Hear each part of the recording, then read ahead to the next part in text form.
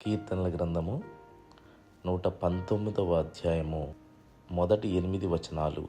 యెహోవా ధర్మశాస్త్రమును అనుసరించి నిర్దోషముగా నడుచుకుని వారు ధన్యులు. ఆయన శాసనములను గైకొనుచు పూర్ణ హృదయముతో ఆయనను వెదకువారు ధన్యులు.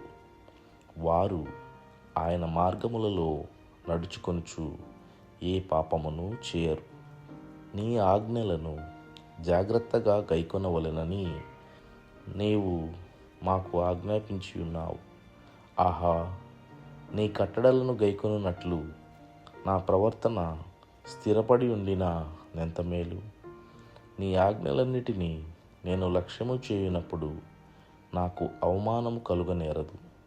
నీతిగల నీ న్యాయ విధులను నేను నేర్చుకున్నప్పుడు యథార్థ హృదయముతో నీకు కృతజ్ఞతాస్తుతులు చెల్లించెదను. నీ కట్టడలను నేను గైకొందును. నన్ను బొత్తిగా విడనాడకము.